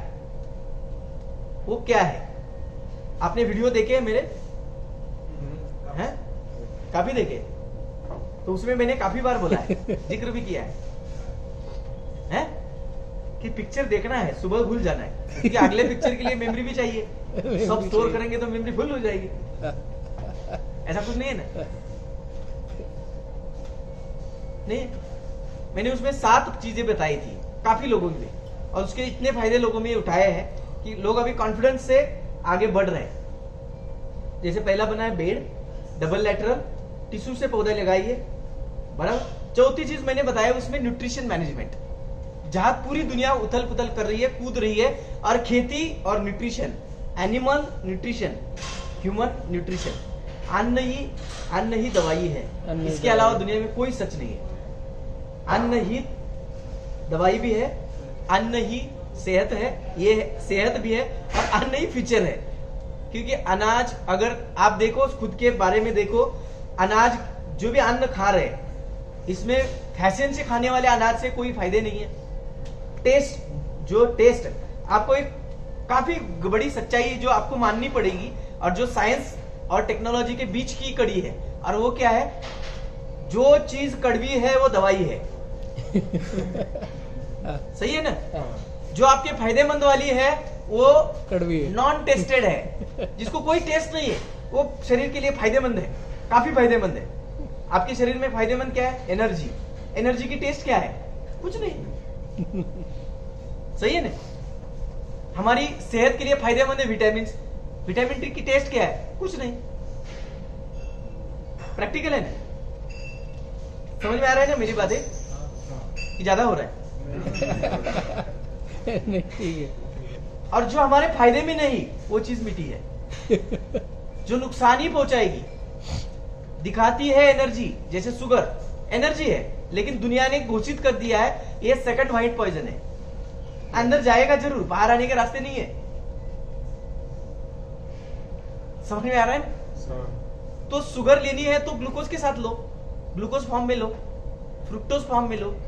सैक्रिन शुगर पे मत लो, क्योंकि वो पॉइजन बन जाएगी। उसको डाइजेस्ट करने के लिए हमारे शरीर में उसकी सिस्टम नहीं है, इसीलिए शुगर खाते हैं तो उसके साथ मोलेसिस दिया है नेचर ने, लेकिन हमने उसको प्रोडक्शन और दूर ट्रांसपोर्ट के लिए उससे मोलेसिस को हटा दिया। करेक्ट है? तो मोलेसिस को हटाने से क्या हुआ? डाइजेस्ट सिस्टम वो क्लोज होगी, तो वो व्हाइट पॉइजन बनी, तो मिठास में आ गई। अभी पहले वो मीठी नहीं थी। गुड़ खाने जाओ, गुड़ मीठा नहीं है, मीठे के साथ कुछ कड़वा भी है। गुड़ जो है, गुड़ पे ध्यान देने, गुड़ को क्या बोलते हैं? जागरी गुड़, जिसमें 60% अगर मोलेसिस है तो वो गुड़ इतना मीठा नहीं लगेगा जितनी शुगर है। उसमें आखिर में थोड़ा सा चॉकलेट जैसा फ्लेवर, जो एक थोड़ा सा कड़वापन देता है। फ्लेवर रहता है ना? रहता है ना? क्यों है? क्योंकि वो शुगर को डाइजेस्ट करने वाली बेसिक थ्योरी है जो नेचर ने आपको फ्री में दी है, लेकिन हमने शुगर से उसको हटाया। जिस दिन से हटाया उस दिन से पहली बीमारी आई, दांत खत्म हो गए। क्योंकि दांत जब हम शुगर वाले प्रोडक्ट जहां जिसमें शुगर है वो दांत में चबाते हैं, तो यहाँ पे जो हमारी प्रोटीन लैम्पेट सेल है वो समझती है कि शुगर को डाइजेस्ट करने के लिए इसके साथ ये आया नहीं है। क्या नहीं आया है? मोलेसिस नहीं आया है। तो दांत के ऊपर का कैल्शियम निकाल के लिए जा रही है डाइजेस्ट के लिए, तो दांत सॉफ्ट हो रहे, तो कीड़े आ जाते हैं। जहां जहां शुगर पहुंची उसके पीछे डेंटल क्लिनिक खुले। पहले तो इतना गुड़ खाते थे नहीं लोग, कोई बीमारी नहीं थी दांत में। जैसे शुगर पहुंचा वहां बीमारी पहुंची, क्योंकि शुगर डाइजेस्ट करने के लिए अपने बॉडी ने क्या करा, उस दांत के ऊपर की जो कैल्शियम है, सिलिका है, इन दोनों को निकाल के अंदर लेके गई। इसलिए जहां चॉकलेट पकड़ते हैं वहां के ऊपर नीचे के खत्म हो रहे। ये प्रैक्टिकल है, समझ? ये इसीलिए इस दोनों का मिलाप है, इसे नेचुरल चीज है। ये पांचवी चीज हुई कि आपको न्यूट्रिशन मैनेजमेंट में कूदना है, क्योंकि दुनिया में जहां सक्सेस है, केले में सक्सेस फिलीपींस इक्वाडोर है, वो 100% जानते हैं न्यूट्रिशन मैनेजमेंट। बाकी दवाई में उनका दिमाग भी काम नहीं करता है और इनको इंटरेस्ट भी नहीं है कि सिगा टोका के लिए कौन सी दवाई चाहिए, क्या चाहिए, वो चाहते ही नहीं है। क्योंकि बोलते हैं इतना हेल्दी रखो प्लांट को कि उसके ऊपर बीमारी आए नहीं। यस, समझ रहे हैं आप? प्रैक्टिकल जरूरत घंटे घंटे की। आज लोग पहुंचे हैं ऊपर तक, जैसे मैंने बात करी टेक्नोलॉजी की। आज इसराइल कहां पहुंचा है इरिगेशन में? देखो इसराइल कहां पहुंचा है इरिगेशन में। हम थोड़ा थोड़ा कर करके 30-40 साल के बाद अभी पहुंचे हैं। ये पिछले 20-25 साल में पहुंचे हैं इरिगेशन से ड्रिप से फिर माइक्रो ड्रिप इरिगेशन। अभी माइक्रो इरिगेशन में हम पहुंचे हैं, और अभी इसराइल पहुंचा है नैनो इरिगेशन पे। नैनो इरिगेशन यानी क्या? जमीन के अंदर से छोटी सी पाइप, उसके छोटे से पाइप में 40-30 सेंटीमीटर पे एक छोटा माइक्रो फोगर, और वो क्या कर रहा है? हर 3 सेकंड में एक स्प्रे कर रहा है। खत्म बात। उखाड़ के देखो, कोई पानी नहीं दिख रहा है, कोई गीलापन नहीं, लेकिन पौधे हरे भरे और बड़ी बढ़ रहे, घंटे घंटे बढ़ रहे, क्योंकि ना पानी है ना मात्रा है, कुछ नहीं दिख रहा है, लेकिन अंदर मिट्टी के अंदर गीलापन है। और जो पौधों को चाहिए, पानी तो प्लांट लेता ही नहीं है, उसको तो गीलापन चाहिए, भेज चाहिए। समझ रहे? तो 24/7 उसकी ग्रोथ हो रही है। तो चले गए नैनो इरिगेशन पे। ये वो टेक्नोलॉजी में मास्टर है, वो आगे ही जा रहे हैं। समझने वाली बात है। ठीक है, वो हर एक चीज में हमें टेक्नोलॉजी से हरा रहे हैं, हम हर चीज में साइंस देख रहे हैं। क्लियर हो रहा है? आगे बढ़े। केले में और कुछ आगे बढ़ने के लिए सबसे बेहतरीन जरूरी चीज है डिस्टेंस।